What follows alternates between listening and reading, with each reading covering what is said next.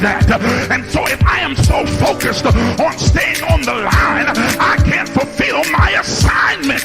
But my God is big enough to handle my fault, my screw ups, my mess ups, because he's already prepared for what I might do. He knows what I'm going to do before I do it, and he already made preparation for me before I get there.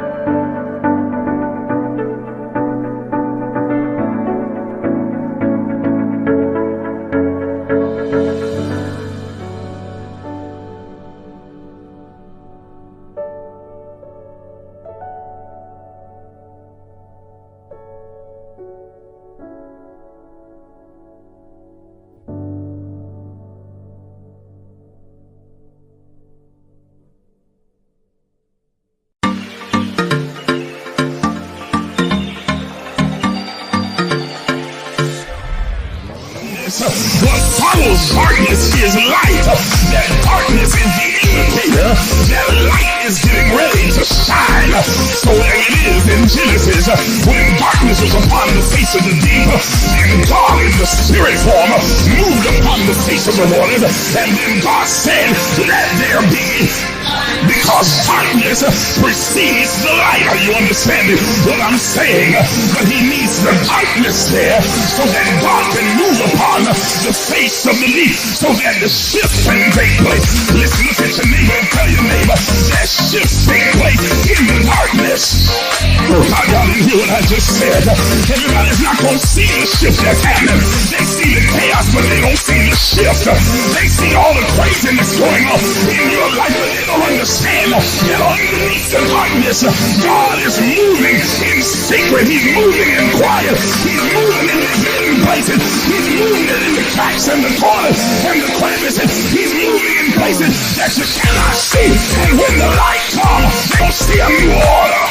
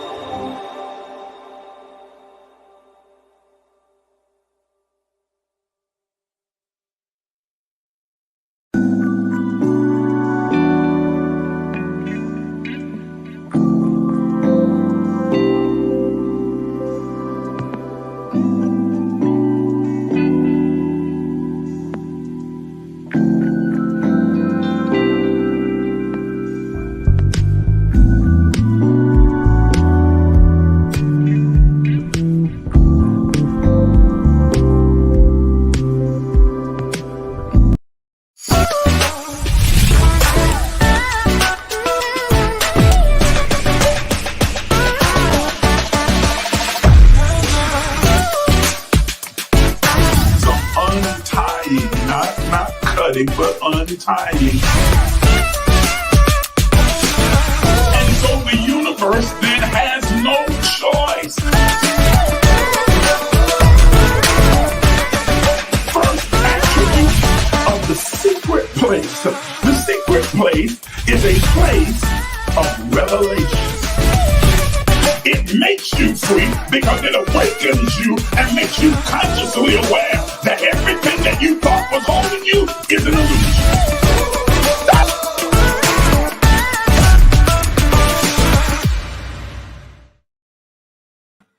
Good morning, good morning, good morning. Yes, we finally regained access to our Facebook pages and being able to go live.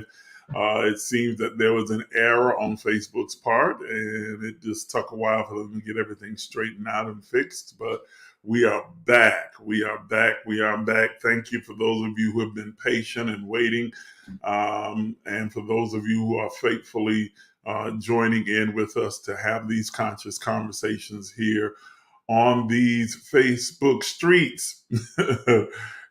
Thank you so much for tuning in. Please take a moment and tag and share this broadcast in your groups, on your page, and all of the other places that you might go, and send out the link to all of your friends in your group chats, as well as your other text messages that you send out.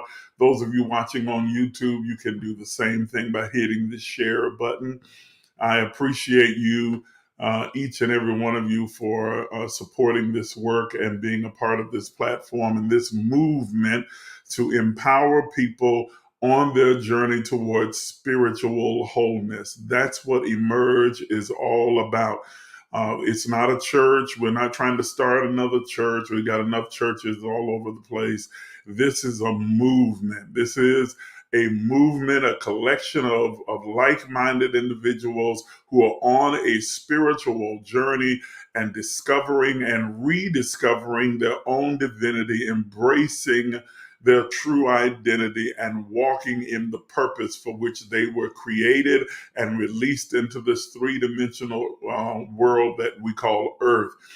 It's a place where you can receive information, inspiration, and then be transformation by the renewing of your mind, the recalibrating, the remembering, reminding of your mind, so that you can begin to see the world differently with a greater, larger, brighter, more expansive perspective, and thereby seeing yourself differently and live out your life in abundance. That's what we're all about. That's what this movement is all about. And I am glad that there are those of you who have chosen to be a part of the movement and to join us in these empowerment sessions as we come on throughout the weekend, on the weekends, periodically, to share and discuss.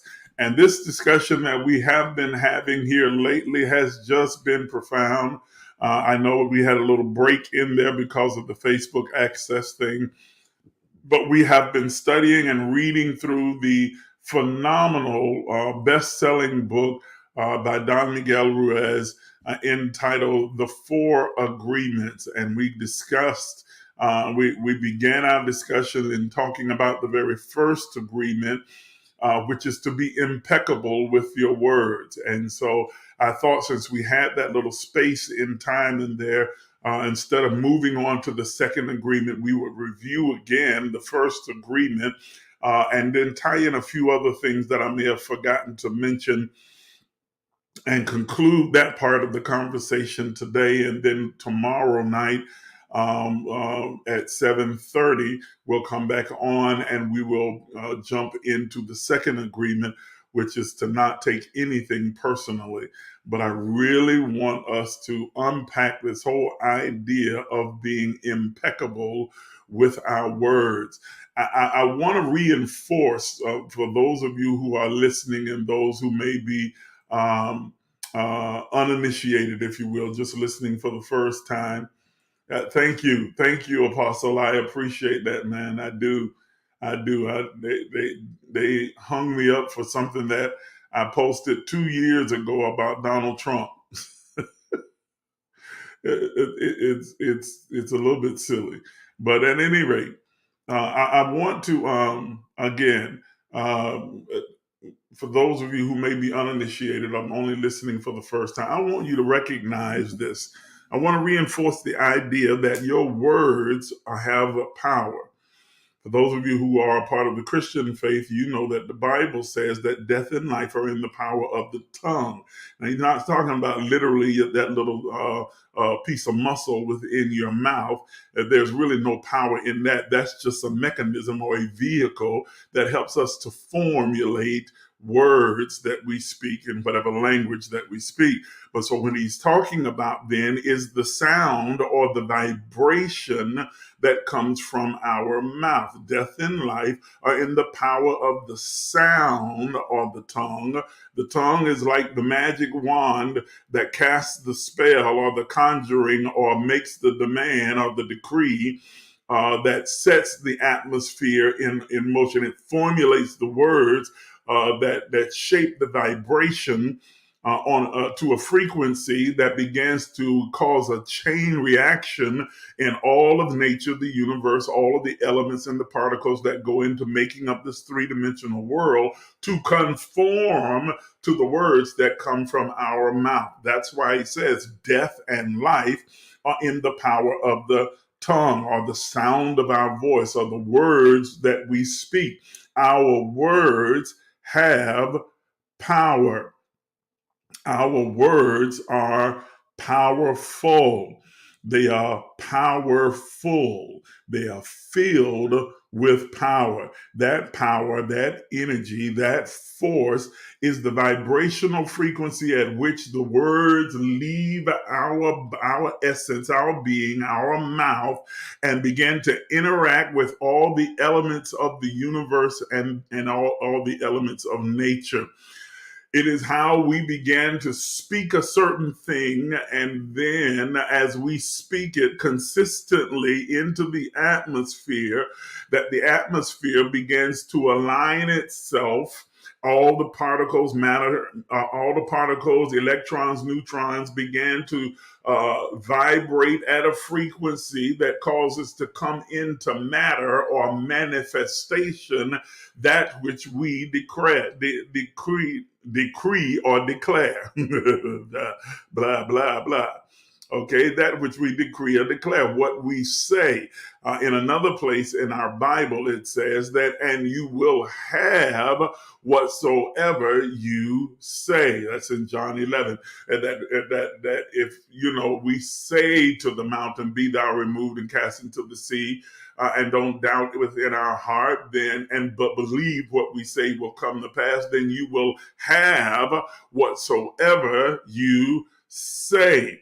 Now, there's a lot of other elements that are tied in there. The belief, that is, that it becomes the dominant thought of our mind, that we're saying it intentionally, we're saying it with deliberation. And then he's saying that, but if we have those elements tied to our words, it is the release of that sound, it is the release of that vibrational tone into the atmosphere that causes to manifest the thing that we say. You will have whatsoever you say. You speak life, death and life in the power of the tone or tongue or sound that comes from our mouth. You speak life into that which you are saying. You give it life. You give it animation. You give it the power to manifest in this three-dimensional world. And so in the book, for the four agreements, the very first agreement, the author postulates that we should be very impeccable with our words. And we discovered that word impeccable, two-part word, it means, translates rather to without sin. Being sin, and peccable, without. Okay, so without sin, that is, without error, without mistake, without judgment, without making sure that we are saying what we mean and meaning what we say. Another scripture that comes to mind, let your yea be yea and your nay be nay. I have always prided myself, for as long as I can remember, because I saw at a very early age the effect that words could have, both on my life as well as the others that were around me. And so I've always prided myself on the ability and the intentionality of my own soul, that I decided I would not be a person who said things that I didn't mean. that I always took the time to deliberate, to actually think carefully through the words that I choose to use. And those who know me well know that I love words. I'm a bit of a wordsmith, especially new words, and I like to find different ways of articulating the same thing using different words and vernacular, so that everyone at every level can understand. But I understood the power of words, and so therefore I made it my business to be very intentional, very deliberate, and very careful, or full of care about how and what I say. And I'll admit, I'm the first to admit that I didn't put as much attention on the how as I did the what. And I should, and I've gotten much better at it, because there was a point where I was extremely just blunt, hardcore blunt. I just say it like it is, and boom, however it come out, it just come out. But you could be sure that when I said it, I meant what I said.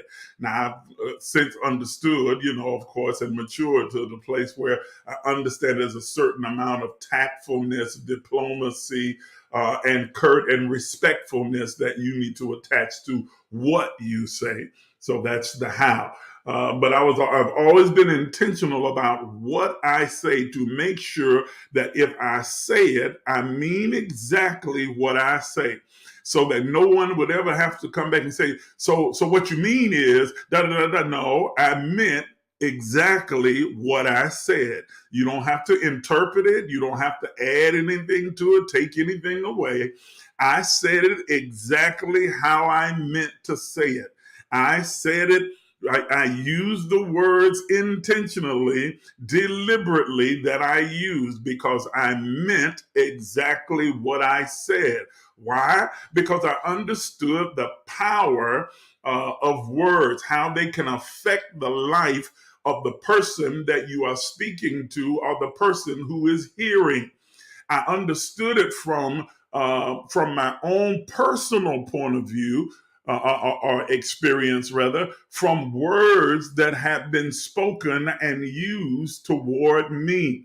That when someone as a child would say certain things to me that they may have said in passing, or may have said, may have had even a different intention in mind, and would come back later and say, well, I didn't mean that. I know I said da da da da, but I didn't really mean that. And I'm sorry if I hurt your feelings, but I didn't. But I immediately took what they said and internalized it. There's some others on here, I'm sure, that can bear witness to the same experience, especially those of us who are born under that Cancer sign. We're very, very intuitive, but also very sensitive. So we tend to internalize a lot of things. And so I would take those words that were spoken and internalize those words, and they became the seeds of causation that would formulate the foundation for the choices that I would make. Choices about that person, choices about that relationship, choices about my perspective on the situation or the circumstance surrounding them, and they were all based upon the words that have been spoken. And I came to understand, and the author seems to put forth the same truth, that words are like a seed. Well, there's a scripture that aligns with that from Isaiah, that my word will not go out and return to me void, but it will reap what it's supposed to reap and accomplish the thing whereunto I have sent it. In other words, that the word becomes the seed of causation. The word is what causes a definite effect. Yeah, a definite effect, a continuous perpetual, definite effect that is tied to those particular words. It will reap what it's supposed to reap. So you cannot reap where it has not been sown. So what is being sown? It's the word. So the word becomes the seed of causation. And there are many of you that are on here right now with me that can attest to the fact that there were words that were sown as a seed into your life that had a definite effect on the entirety of your life, especially those words that were spoken over you, to you, when you were a child, while you were in utero, from your in utero experience to your birth and your childhood and your adolescence growing up. Parents and friends and uncles and cousins and religious leaders and others began to say words, and maybe they were not as artful and articulate and as intentional or deliberate as they needed to be, but it did not matter their intent. What mattered was the words that were spoken, and those words became the seeds of causation within your soul, planted in the soil of your soul, beginning to germinate in the deeper parts of your being, and then shooting up sprouts that grew into trees that became the foundation to formulate your basis for making decisions, choices, and your perspective, purview, and outlook on life. Are you understanding what I'm saying? Many of us experience those persons who were lazy with their words, impertinent with their words, and reckless with their words. And so they say things like, you are just dumb, you just stupid, you don't have no sense, you slow, you are ugly. Y'all hear what I'm saying? You with your black self, and they said in such a derogatory manner that you start to think that there's something wrong with the melanin in your skin and the tone, that you are just too black because there's something wrong with your blackness, that you are dumb, that you are slow, that you are fast, that you are hard-headed, that you are stubborn, that you are stupid. Y'all not hearing what I'm saying? And those words are seeds planted within the soil of the soul at an early age and begin to take shape and form and formulate their personal outlook on the world because of their view of themselves. Ladies and gentlemen, that is not just seeds of causation, those are spells. Some people call it word curses or spells that are cast over, or a virus that is interjected within a fully functional and operating system that now begins to change the operating system and causes it to malfunction. In it with computers that are operating and functioning exactly as they should, and then someone comes along and introduces a virus. Yes, they introduce a foreign virus into that computer system, and it causes the computer to begin to malfunction. It begins to slow down. It can't process information like it used to, and now it begins to process it differently. That causes the whole system to get out of whack, and words become like that computer virus, like that curse, like a spell that is introduced into a fully functional system that has come into this three-dimensional earth and more aware of its divinity than ever. And then this virus is introduced into it that tells them you're a sinner and you ain't no good and you're unrighteous and you're dumb and you're stupid and you crazy and you're a menace to society and you're ugly. And are you hearing what I'm saying? And those viruses go into the computing system, the consciousness of the individual, of that child, and begins to now change the operating system and the processor so that now it begins to process information through the filter of the virus that has been introduced, of the spell that has been cast upon them, of the controlling mechanism that has hit their mind. And so now everything is processed through their self-perception that they're stupid, that they're ugly, that they're dumb, that they're slow, that they're mean, that they're hateful, that they are bound to be a criminal, that they're fast, that they are unrighteous, that they're a sinner, that they are on their way to hell, that they are broken, that there's something wrong with them. They were born wrong, born in sin and shapen in iniquity. And so they live the entirety of their life thinking that there's something wrong, broken, or missing inside of them, that they are not right, they are not acceptable, they are not good enough, and they either begin to strive and work themselves into a stress trying to be something that everyone else thinks that they ought to be, or they go to the other extreme and just give up and decide, okay, well, if this is who I am, then that's just who I'm gonna be. And neither of those are who they truly are. Neither of those are who you truly are.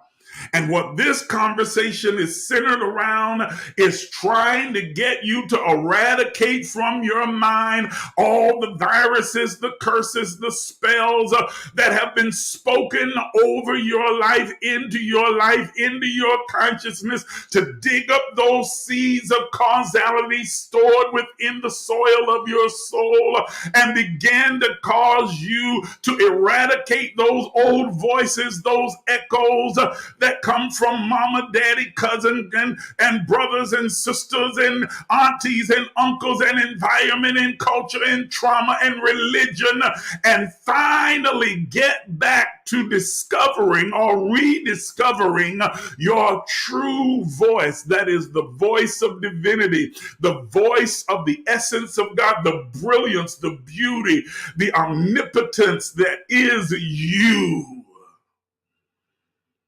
That's what this conversation is about. How many thoughts about yourself didn't originate with yourself? Whew, I need to ask that one more time to make sure it got in. How many thoughts about yourself that you hold right now didn't originate with yourself? They originated with your mama, your grandmama, your uncle, your cousin, your preacher. They originated with a traumatic experience that you had in your childhood. They originated with the situation, a circumstance, an environment, a culture, but they didn't originate from the depths of your innermost being. You've lost who you are and trying to become who everyone else said that you should be. Now, ladies and gentlemen listening to me, please understand, this does not make you a victim. It makes you a person who can now begin to do something to change, to be transformed by the renewing of your mind.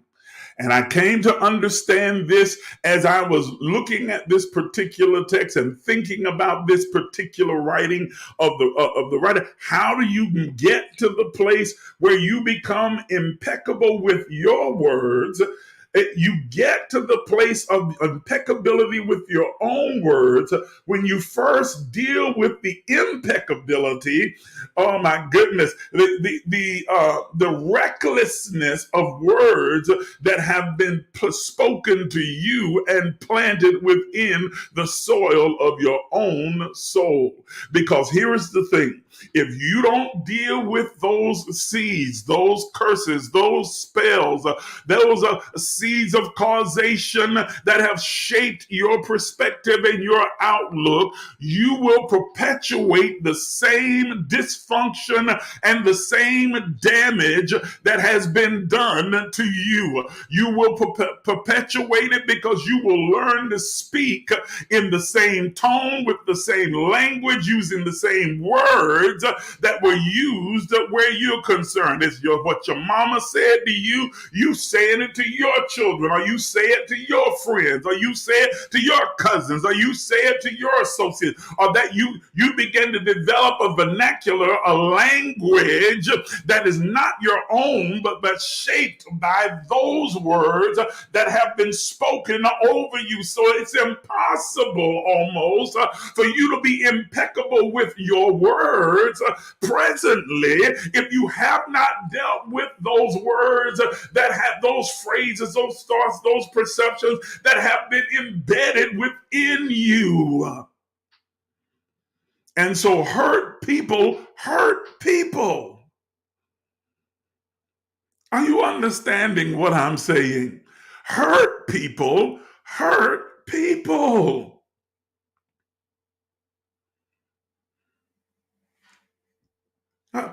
Fear breeds fear. Insecurity breeds insecurity. Low self-esteem breeds low self-esteem. Anger breeds anger. Everything produces after its own kind. And if you have bought into, if you are still under the effect of those spells, curses, words, seeds that have been planted within the soil of your soul, then you have no choice but to produce fruit that looks like the seed that has been planted. Are you understanding what I'm saying? Am I getting through? Y'all being real quiet in these comments this morning. Y'all being real quiet. I want to know that I'm getting through. I want to know that you're understanding what I'm saying, that it is computing, that you are finally beginning to hear and recognize that your voice, your true voice, the sound and vibration of your being is somehow buried beneath all of these other vibrational tones that are not your own, that didn't originate with you. Huh? It operates, those things operate at extremes, at polar extremes, and you're not able to find the happy medium until you uproot that seed so that has caused you to go to the extreme. Are you hearing what I'm saying? And so those who have endured the abusive language either become abusive or they become so subservient and passive that they become the doormat of every person they encounter. Polar extremes. Those who have been exposed to the sexual promiscuity of molestation or rape either become promiscuous or they become a prude. They go to the polar extremes. Are you understanding what I'm saying? When neither of those represent who you are, they are not a true representation of your divinity, of who you really are. And until you can uproot those seeds and begin to divorce and separate from those thoughts and perceptions, you will not rediscover your own voice, and you will continue to live in the illusion that has been created by others and imposed upon you. And so I understood that before I can step into being impeccable with my words, I've got to deal with my own thoughts, my own perceptions, my own beliefs, my own idea, my system of beliefs, my processor. I've got to clear the virus out of my processor so that I'm able now to become impeccable with my word and not spread the virus on to my children and my loved ones and my co-workers and my friends and every person that I encounter. If I don't deal with the virus that's within me, then I still remain contagious. I'm still infectious. I can still spread this disease onto this dis-ease, good Lord, disease, dis-ease onto another person. So I have to, physician, heal thyself, deal with my own stuff. As I am now deliberately and intentionally trying to make sure that I am impeccable without error, without misjudgment, without sin in my own words.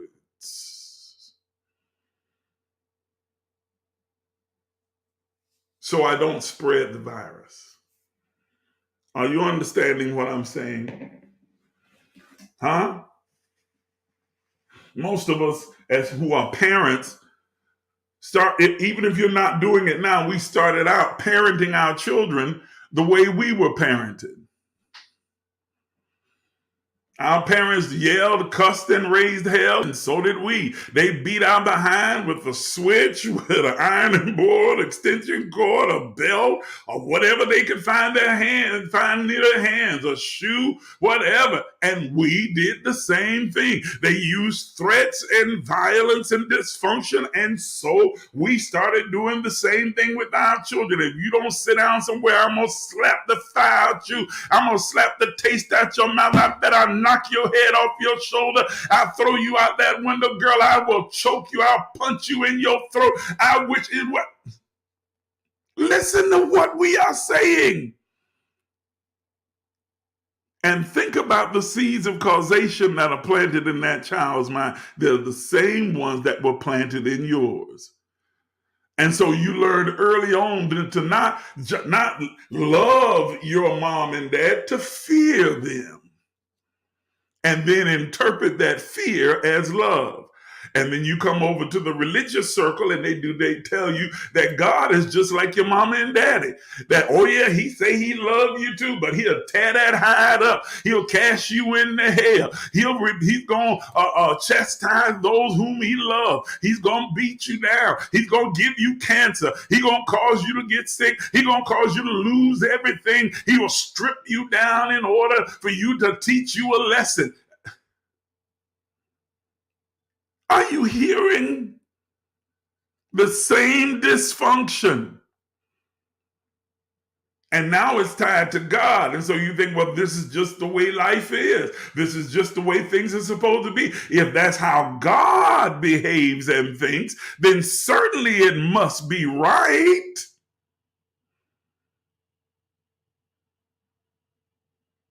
Hello?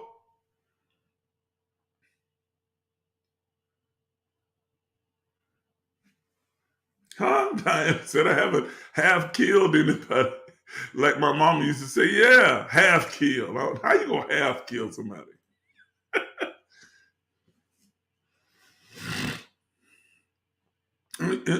You're right, Toya. She says we have to detox. She said, I have to detox my mind. We all do. We have to detox our own soul, our mind, our conscious thought, and rediscover the voice that is us, so that we don't spread the virus and we can be equally impeccable with our words. Okay? The author writes something that I think is just powerful about this whole idea of the word impeccable, meaning without sin, without error, without mistake, without being deliberate. And he gives a different definition for sin. He says this, and I want to read it. A sin is anything that you do which goes against yourself. Everything you feel or believe or say that goes against yourself is a sin. You go against yourself when you judge yourself or blame yourself for anything. Being without sin is exactly the opposite. Being impeccable is not going against yourself. When you are impeccable, you take responsibility for your actions, but you don't judge and blame or condemn yourself. Being without sin means that you are no longer condemning, judging, blaming yourself. Anything you do against yourself, anything you do that causes yourself to be diminished, to be condemned, to be blamed and shamed, to be broken, to cause yourself harm, is sin. It is error. It is missing the mark. It is a misinterpretation. That's the word mistake. Means a misinterpretation of, misjudgment, misperception of a thing.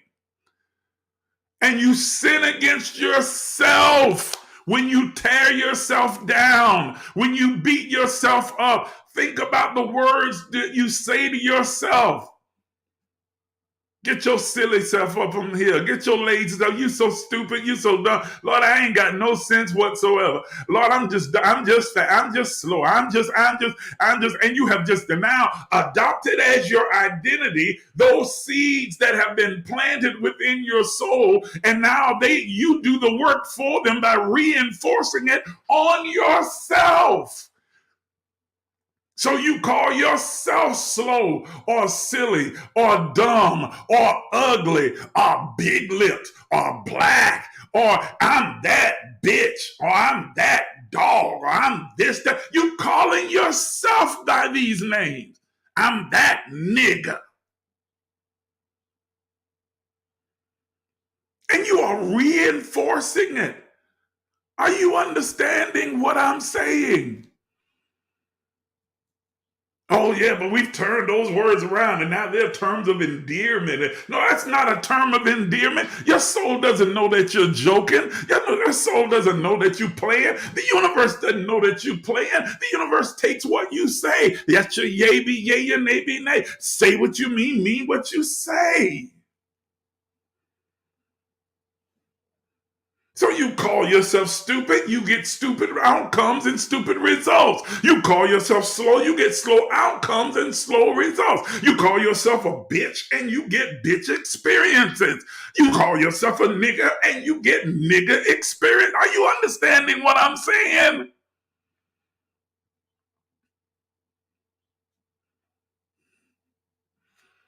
Hello?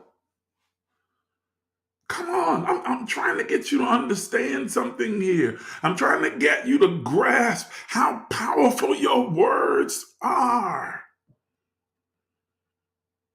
And so you begin to sin against yourself and think that it's normal.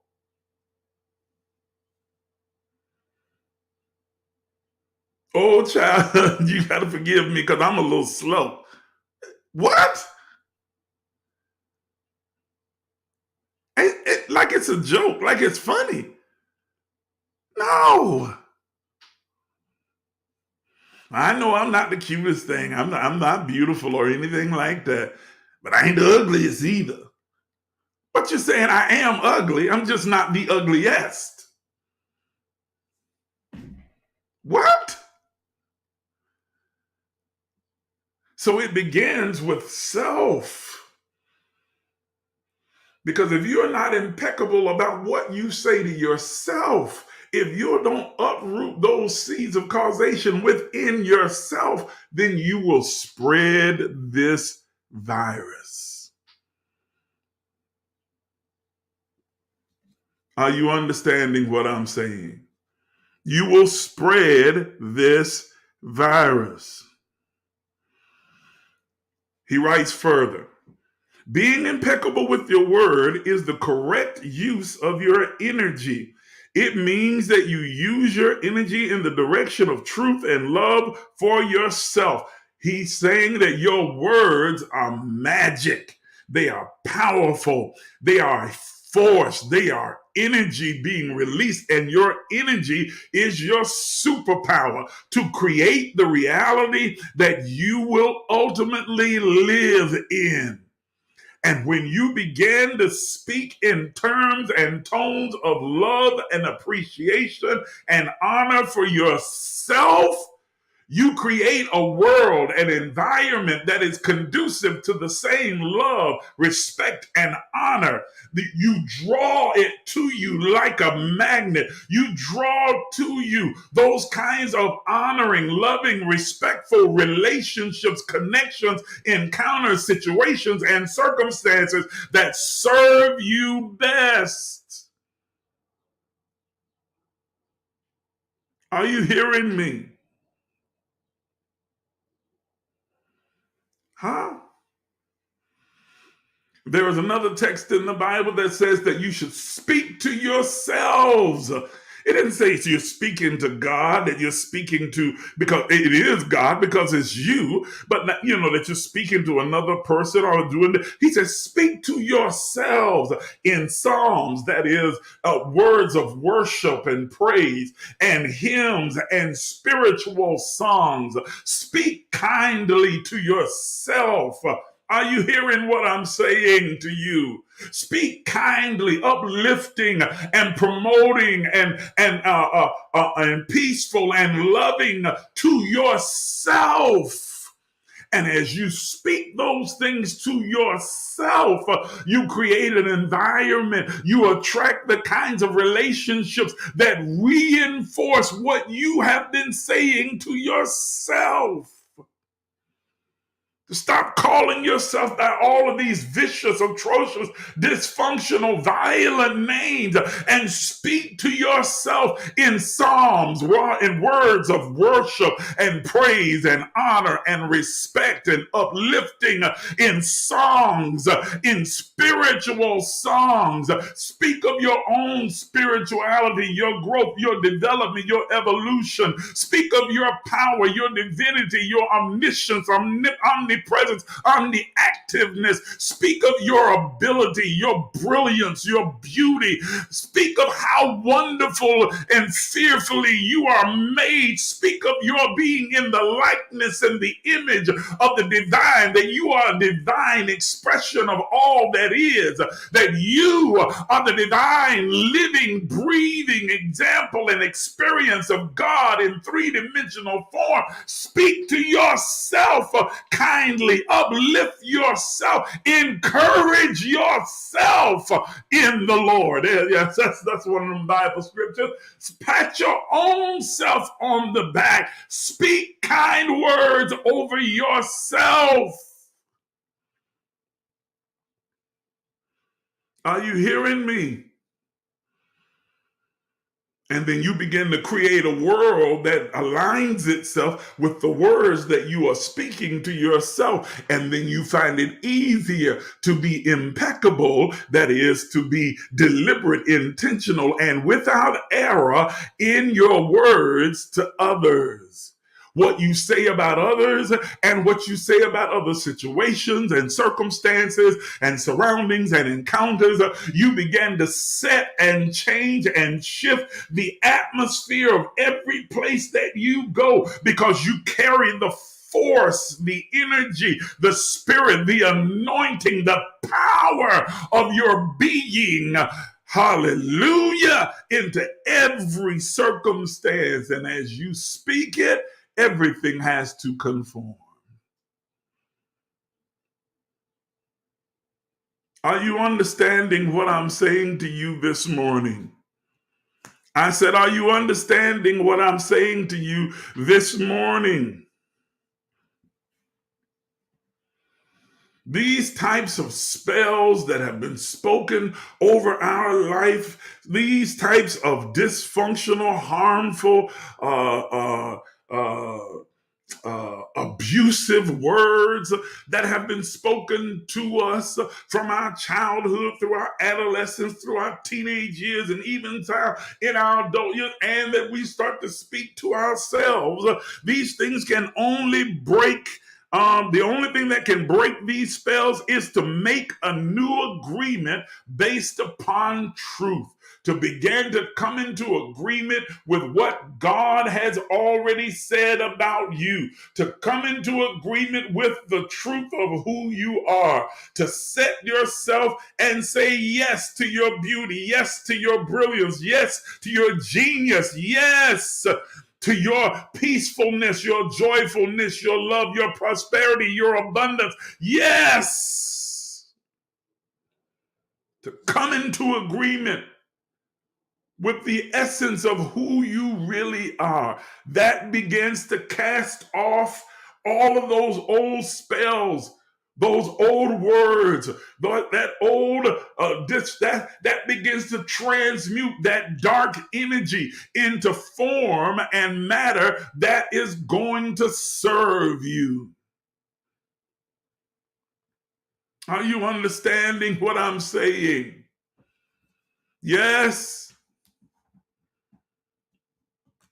Those feelings of abandonment and rejection begin to disappear and dissipate when you speak to yourself kindly. When you begin to break those spells that have been cast through abandonment and rejection and low self-esteem and all of those things that you may have interpreted and experienced, you begin to see them through a new lens. And you take what was dark energy, you take what was dark matter, and you turn it into form. You transmute it into a form that will serve your highest good.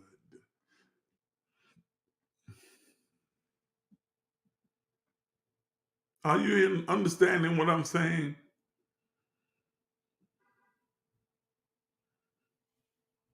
Yes, I hope so. I hope I'm getting through. Are you understanding? Not just understanding, but are you understanding what I'm saying? Are you understanding it? Is it connecting, resonating with your soul, with your being? So you can be impeccable with your words, with yourself, and then with others.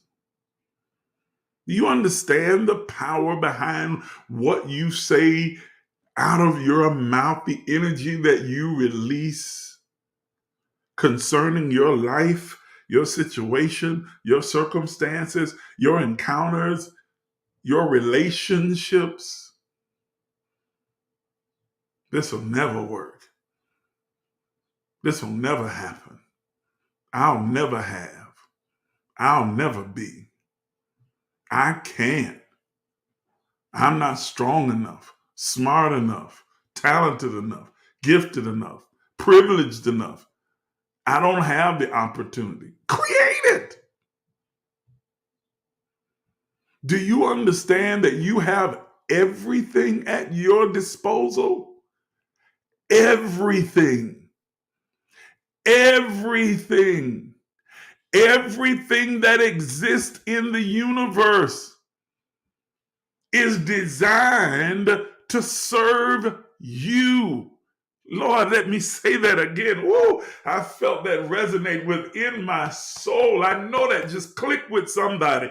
That everything that exists in nature, everything that exists in the universe, everything that exists in your world, your community, your environment, your surroundings is designed to serve you. I don't care what it looks like. I don't care how negative it might seem. You don't run from negativity. You transmute negativity. You take negative dark matter and energy and transmute it into form that serve you, because you understand that all things work together. Nothing is against you. Everything is for you. Everything in the universe is designed to serve your highest good, to help you in being the highest, best version of yourself. Everything is. You simply have to know it and begin to then see it as that. You look through the lens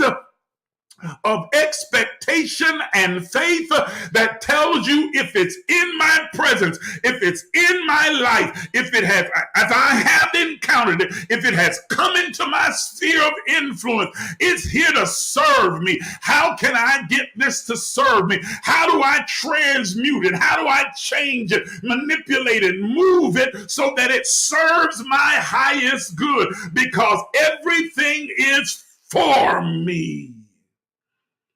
Everything, everybody. I don't have any enemies. The only enemy is inner me. If I can fix inner me, then I don't have to worry about your intentions of your actions because you can't harm me. Your intention does not equal my outcome. Good and mercy. I said your intention does not equal my outcome. I get to determine how I'm going to be affected. I get to determine what my outcome's going to be. I get to determine how it's going to come into my life and shape and form in a manner that's going to exalt me and help me to evolve in my growth and in my path and my journey toward fulfilling my destiny. I get to determine that. Are you understanding me? Your intention does not determine my outcome. Nobody else's intention. I don't care what it is. They're operating from their own dysfunction. They've got their own stuff to deal with, but it has nothing to do with my outcome. How I decide to receive it, how I decide to internalize it, how I decide to transmute it is the determining factor of the effect that I will get from it. Woo! Calm down, Miles. Woos, I said I wasn't going to get hyped and just have the conversation. Ooh. Are you understanding what I'm saying to you? Yeah, thank you. She put it up there for me. Yeah, your intention does not equal my outcome. That's one everybody ought to write down. You ought to get that one written down. Somebody else's intention does not equal my outcome. I am the arbiter. I'm the progenitor. I'm the creator. I'm the architect of my own life. I'm not giving that power away to anybody else. I'm not giving anyone else that kind of power, authority, ability, access to be able to now reshape my entire life, reshape my perception, reshape how I'm feeling and thinking about myself and about the world around me. No, sir. I recognize that whatever thing that they may say or do that they may have intended to be hurtful is coming from a place of their own pain. That's not me.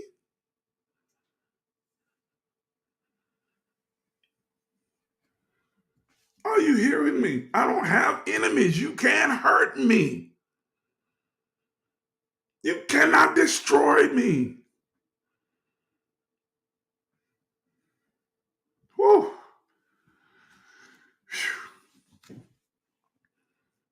And once you come to that understanding and come to that place, then you can be impeccable with your words as you encounter others. And make sure that you're not the one that is sowing seeds of hurt or pain or dysfunction or abuse into the lives of others. But you have to deal with you first. Be impeccable with the words your word that you use in connection to yourself. Be impeccable. Be intentional. Be deliberate. Say what you mean what you say. This is why daily affirmations are so important. It's so important that you get up in the morning and speak to yourself. Stand in the mirror if you want and look yourself in the eye and tell yourself how talented, gifted, wonderful, beautiful, brilliant, genius you are, how creative you are. Speak to your life and say today is a day of creativity and power and progress and access.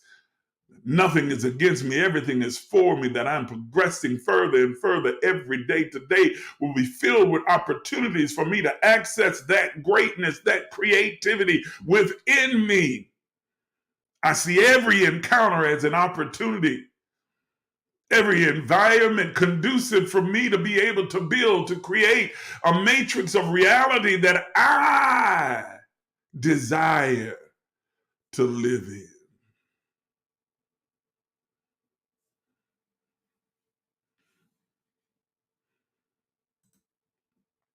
But what about when other words become true in our lives, especially when I believe, I want, I say is so? Exactly. But you just answered your own question. Okay? You are the one who makes that decision about what words become true in your life. You are the decision, you make the decision about whether you will accept and believe a thing or not. You get to determine it. You are nobody's victim.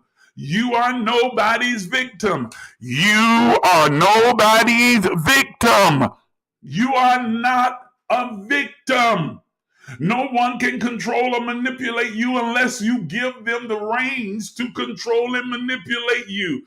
No one can determine your outlook, your perception of yourself, as well as the rest of the world, unless you give over the reins.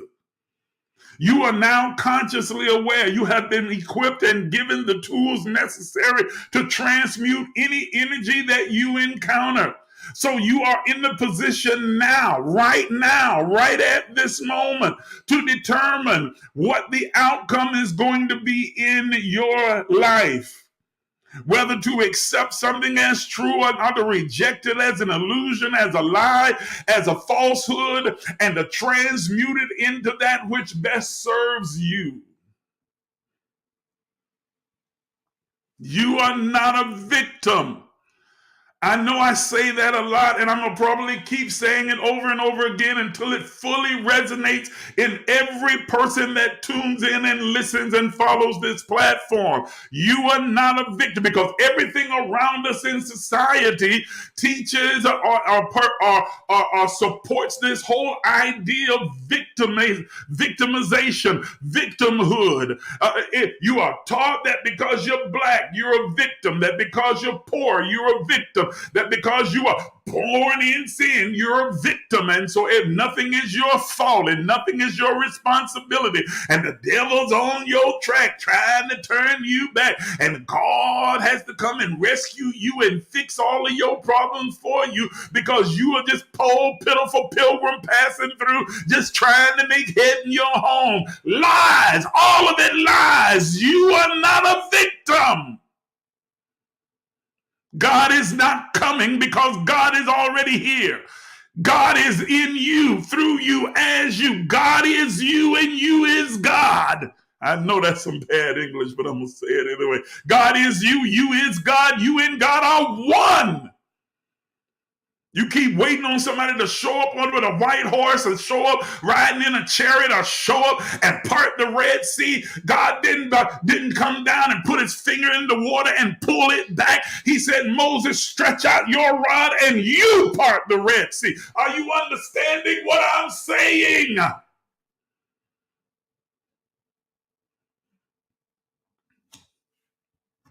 You're not a victim. You are not a victim. You are not powerless. You are not weak. You are not poor. You are not broken. You are not sinful. You are not unrighteous. You are not unholy. You are not bound for hell. Handcuffs of hell on your hands, shackles of damnation on your feet. Too mean to live, not fit to die. Lies. You're none of that. Are you hearing me? You are not a victim. If you continue to see yourself as a victim, then you will continue to submit to the programming and the entrenchment within your own mind, those seeds of causation within your soil, of the soil of your soul, that have told you, that have come to reinforce your victimhood. You'll continue to submit to, well, I guess I am dumb. I guess I am stupid. I guess I am slow. I guess I am fast. I guess I am this. I guess I is. Wake up this morning. You are not a victim. You're powerful. You're amazing. You're phenomenal. You are divine. Woo. I know I veered off a little bit from the impeccability, but I just that's it ties in, and that's my passion. It's my ultimate passion. I am trying my best with every means that I can come up with to awaken our people, to awaken people to the fact that you are not a victim. You don't have to keep waiting for things to happen. Life is not happening to you. You create the life that you want to live. You live in the matrix of the reality that you create. You live in the matrix of the reality that you create. Your outer world of form is a reflection of your inner world of thought and feeling. You are living in the reality that you created with your mind and your mouth and your deeds. You are not a victim. So take control of the mechanisms of creation that lie within you, that are loaded and coded in your DNA, and begin to create magic, create the kind of world and life that you desire, create abundance, create greatness, create a manifestation of beauty that you desire. Be impeccable, intentional, and deliberate, because that is one of your tools to create the reality that you desire. Be impeccable with your word, with the tone and sound and vibration that comes from your mouth. Oh, I'm over time. Great day. Seems like the time goes by so fast. I'm telling you. It really does. I'm over time. But I pray that I've gotten through to you.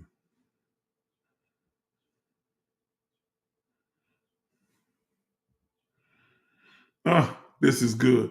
I'm glad you spoke on the phrase, we are born into sin, because everything God created is good no matter how we look at it. We can learn something from every experience. That's right.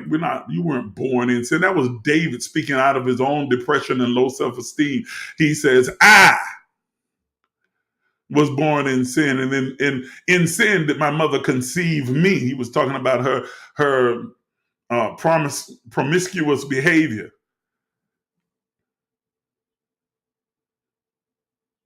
And says, I was shapen in iniquity. And then the church took that and said that about everybody. We were all born in sin, shaped in iniquity. Lies. That ain't even what the Bible says. That's something that y'all came up with. You were all born wrong. No, you wasn't. No, you weren't. What kind of an impotent God has no control over the circumstances of my birth? Me as a child, being incarnated within the womb of the woman, and simply by virtue of my incarnation, I'm wrong, I'm sinful, I'm ungodly. By virtue of me showing up in her womb, I'm sinful, I'm on my way to hell. What in the name of common sense? That's just nonsense. Sometimes to believe some of the crap that comes out of church, you have to suspend all intelligence and all. Okay. Don't even get me started on that. Ty said you're gonna give me 10 minutes. Oh Lord of mercy. It's not so. Okay. I'm way over. I'm used up those 10 minutes. I'm actually 10 minutes over time right now. So I gotta quit. I gotta quit. This is good. I know that it's good. And I know that if you've been listening the whole time, you have been positively impacted by the words. And I know also that if you're listening on the replay, it is positively impacting your life right now. Oh, wait a minute. Hold on. Kiwi says, my friend fractured her foot and didn't know how, and then she fell getting out of the tub, and she kept saying the devil was after her and that there was something out there that didn't want her to be successful. This is how the majority of people think. Now that I'm enlightened, I know, but I have challenges on being impeccable with my words to give the proper response. Oh my goodness, you are right.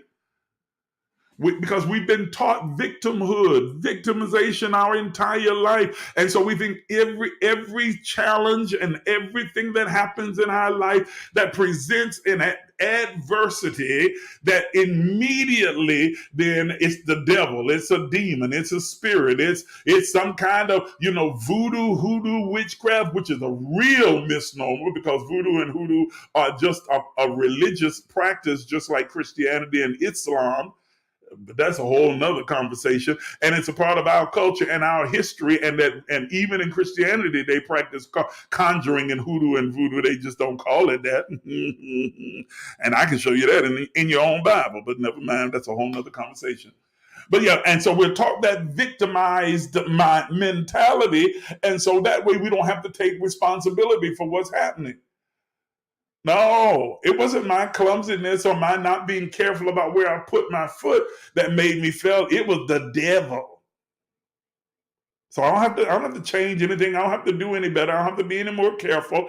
I just know that the devil is trying to trip me. He's trying to hurt me. He's trying to get me. He's trying to keep me from my success. Oh, but I'm going to just keep pressing my way. I'm going to keep on fighting. Oh, Jesus, you're fighting you.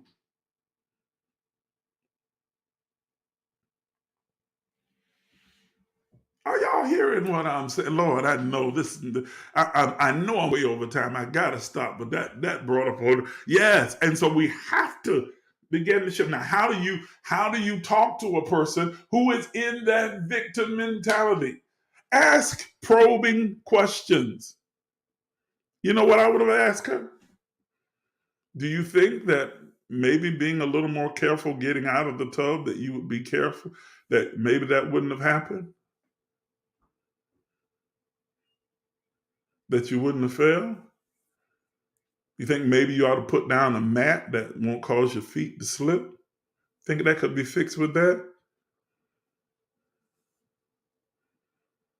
Logic always trumps fairy tales and fantasy. Yeah, we still got folk binding up the devil because the microphone won't work. The devil done got into the sound system. Ain't no devil can. You bought a cheap sound system.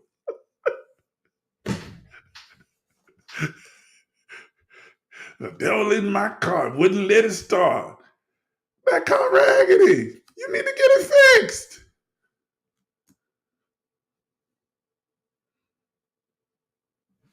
Logic always cancels out the fantastic illusions of fantasy. Are you understanding what I'm saying? I'm trying to end. That's why I'm trying to stay calm. Because I could go off on a whole nother tangent just on that one right there. Because I grew up hearing that kind of thing my entire life. And I used to say the same things. So I understand it, because that used to be me. I blamed everything on the devil. If I stumped my toe, the devil trying to get me. He's trying to stop me from fulfilling my purpose.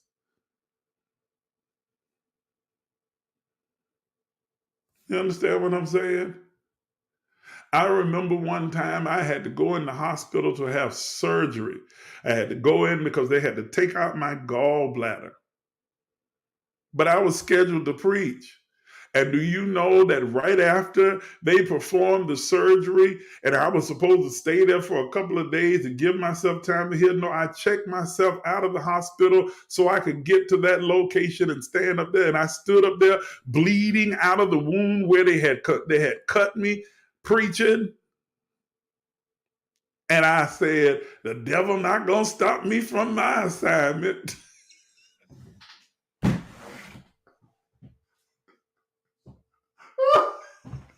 I can laugh about it now, but at the time I was dead serious. I'm lucky I didn't rupture something and drop dead up there in that freaking pulpit, acting a monkey, talking about the devil not gonna stop me from my assignment. The devil didn't mess my gallbladder up. All that fatty food did.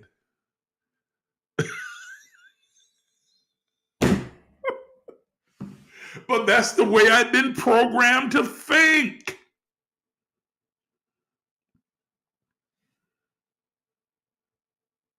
Are you understanding me? Yeah, I'm gonna rub the cut iron with Western oil and cast the demons out. Yeah, Toy, I was. My silly self standing up there talking about the devil not gonna stop me from my assignment. I got blood coming out the wound where they just cut me. I could barely walk. Somebody had to help me up to the pulpit and help me out the car and everything. And I'm standing up there and preached.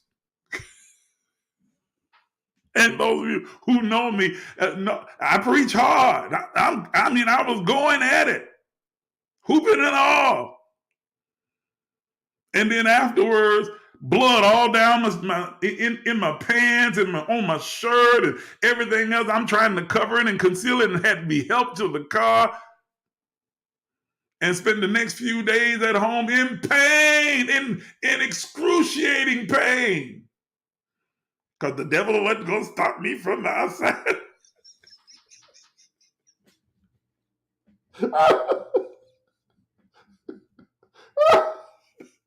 I can laugh at the ignorance now. I promise you, I just didn't know no better. I really thought that I was being a warrior.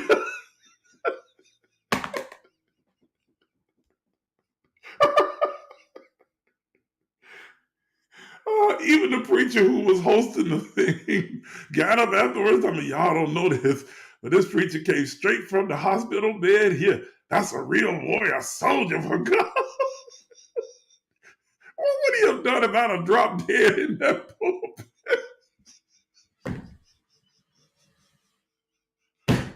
Oh my goodness. Just ignorant. Ignorant.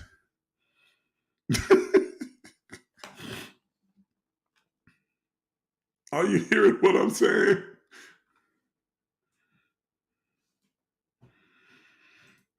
Yeah, a lot of people use that script and just misinterpret it. And it doesn't even say that. Go back and read it. Yes. Yes, I was diagnosed with breast cancer. Didn't get treatment because saved people said, God gonna heal you. So don't be going to see no doctor. Don't get treatment. Don't take that medicine. God, if you go to the doctor, that's like a lack of faith. Are you out of your mind? Are you insane?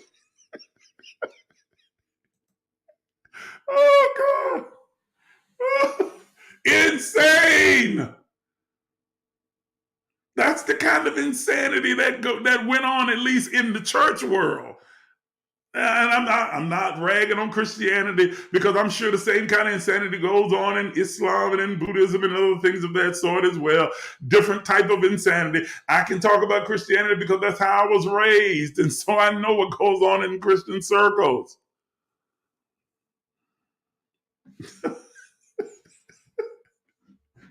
Ooh.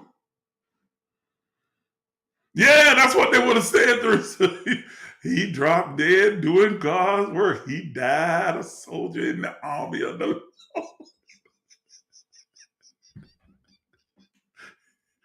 We used to sing that. I'm a soldier in the army of the Lord. I believe I'll die in the army of the I was trying to die for real. Oh, Lord, the ignorance, the unmitigated ignorance.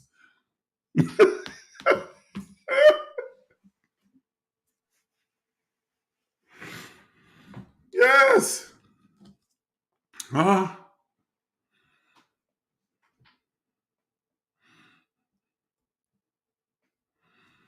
yes. Yeah, some religions believe that they can't get blood and they yet still bleeding out. Exactly. That's Jehovah's Witnesses. Won't do transfusions. They'd just rather die. Okay. It's like Jay-Z said when you tell the story of OJ. I'm not black, I'm OJ. Okay.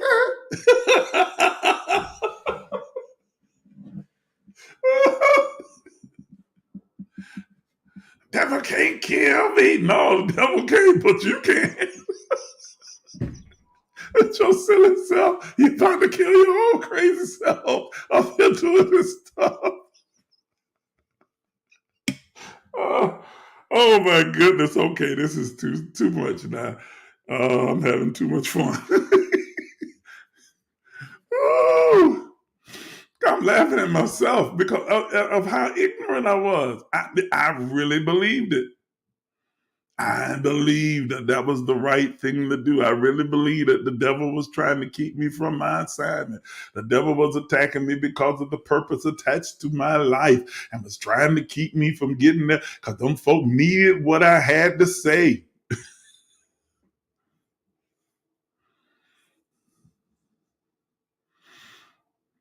Are you hearing me? So it's important what we say to ourselves. It's important that we change how we talk to ourselves so we can change how we talk to others and change how we speak to circumstances and change our perception to be impeccable with our words. All right, I'm 20 minutes over time, almost 22 minutes over time. We got to stop. Thank you guys for tuning in. Yeah, I did too. Thank you so much for tuning in. I appreciate each and every one of you. We'll be back tomorrow night and we'll begin with the second agreement, which is don't take anything personally. If you have the book and you're reading along with us, go ahead and read that next one. Read the second agreement and read through it thoroughly so that we can discuss it tomorrow night as we pick up this conversation again. If you'd like to give this morning and support the work, this platform, if you want to give an offering or sow a seed or release your tithe, return the tithe here, then you are more than welcome to do so. I appreciate your support and your generosity. I thank you for appreciating and valuing the work that we are doing here and these conscious conversations. I thank you that you trust me to be a conduit through which you can begin the stream of currency increase and prosperity in your life. Thank you so much for your support. Go ahead and send your gift now by Zelle or by Cashapp, and we will greatly appreciate you for your giving. Okay, I'm out of here. You guys have an absolutely splendid day, and I will see you on tomorrow night.